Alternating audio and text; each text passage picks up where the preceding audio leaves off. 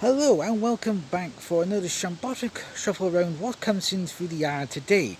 And today we've had this wonderful Citroen C3 Picasso.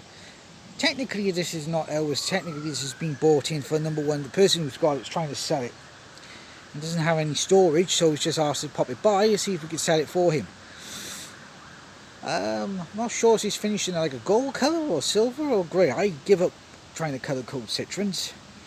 Obviously on a 60 plate, around about 2010, maybe slightly onwards. C3 Picasso, the family fun car. Nice alloys all round. Obviously reminds me of my Peugeot 3008 mirrors, but there's no indicators in the mirror as they're in the wing. But they are the same mirror, more or less, without the indicator. Obviously, this side's not bad. The driver's side's not bad actually for a family car. Alloy wheels all round. Let's have a look. Obviously missing a rear wiper blade. Because you can tell this car has basically had the basic love and attention. Was next to nothing. Reversing sensors in the back.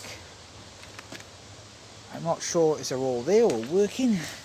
Seems to be missing one by there. Fuel tank's on the passenger side.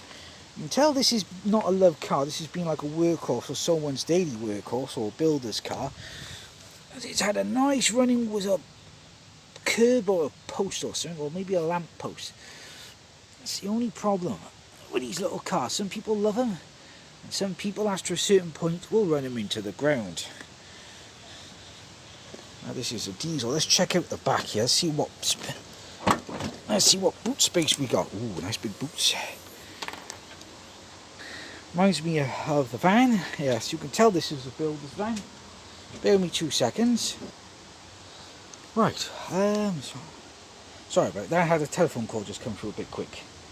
Okay, you can tell the boot space has been a builder's car for the past couple of months or 12 months or so. Obviously you can tell by the back of it. Someone has tried to give it a good clean, but good valet. And some carpet cleaner. We'll probably try and bring this car back up to a touch. Nice boot space. Double floor. There's another rear wiper on there. I like this because you can higher and lower it. Spare wheel. Toe and eye's missing, but you've got a spare wheel. Looks pretty solid. Double floor there, double hinge floor there, so obviously you can put the back seats down level. We're not going to do that today. Obviously time is against us today. We'll shut that down a bit. Let's check out the back. I do like the styling of them, I really do. I think this is a 1.6 diesel. 1.6 diesel. Obviously you've got the netting in the back there for a bit of privacy. Hard touch plastic by there. A little bit of soft carpeting by there, a little touch.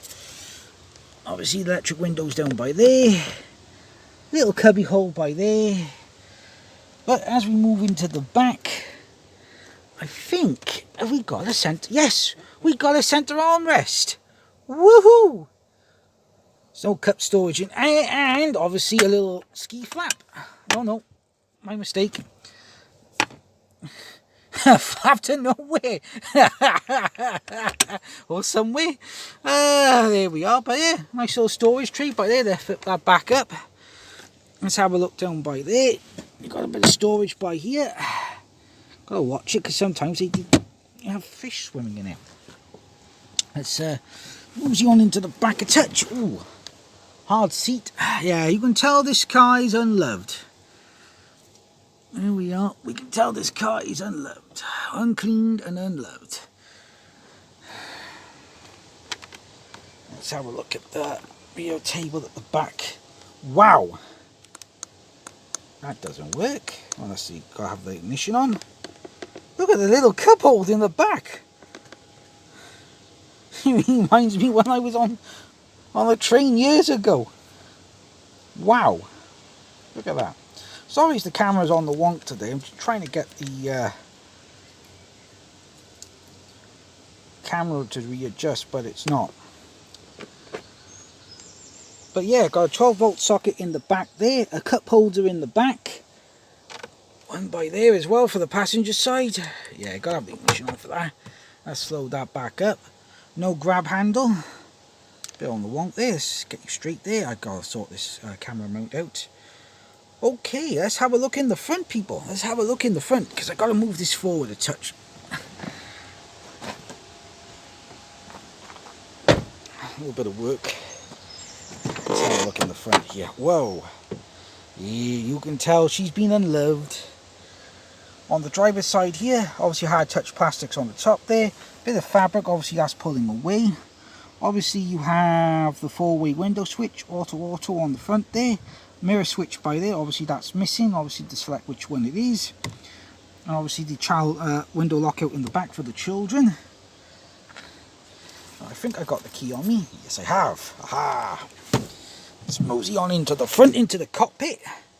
Ooh, very spacious. Unlike the in the back, where you're sitting pretty much on top, you're sitting pretty low down on the back here.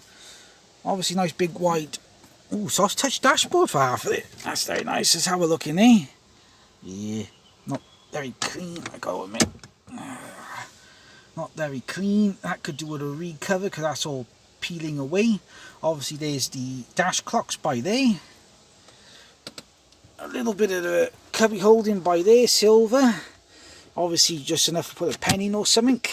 Let's have a look in the glove box. Wow, you call that a glove box? I call that a cubby hole, because obviously that's where the fuse box lives. Let's close that. Move on to the passenger side there.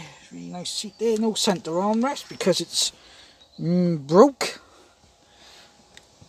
Right, we seem to have the cigarette outlet, but 2 power outlets and the USB outlet by there. I could do with a bit of spring clean. 2 cubby holes by there. A good old-fashioned handbrake. Do not have an electric handbrake because they're bloody useless. Right, moving briefly on to the centre console. We got the park sense or park off locking, and that brings that on. Obviously this reminds me of my Peugeot. This looks like it's a dual climate control. Obviously you've got auto, temperatures for drivers and passenger side, air temperature, obviously the hand switch control there, mode and all that. The famous radio. Oh boy. I don't think this one's Bluetooth on this one, I'm not 100% sure on that one. A nice cubby hold under there, underneath the radio for your sunglasses or something. 5-speed gearbox. Followed up by there, obviously with the centre thing. Reminds me a lot of my Peugeot. Again, airbag warning. Nice vanity mirror. Sunroof could do with a clean. This one could do with a clean as well. Nice vanity mirror. Right, let's fire this bad boy up. Oh, I feel so low down in this seat. Economy mode activated. Check the wipers. Okay, we seem to have parked. We got the cruise control here with the speed limiter, which is quite handy actually. Let's straighten the wheel up a touch. Obviously on this side we got the radio control, wipers to auto, because obviously this does have an automatic spec. Same as my Peugeot. Or seat belts, obviously there's a sensor down on the passenger side. I sat in the back with the airbags off. Obviously I don't know if you can see it by there on the dash. Obviously you've got the door open, handbrake down, speed limiter pause, there's the speedo. Right, let's just move this a little bit closer and we are done. Where's the doggies? Move this a little bit closer and we'll pause it here a second. And that is a Citroen C3 Picasso. Not my favourite car, but hey, Maybe you'll do so in return, who never knows. We'll catch you on the next review. Until then.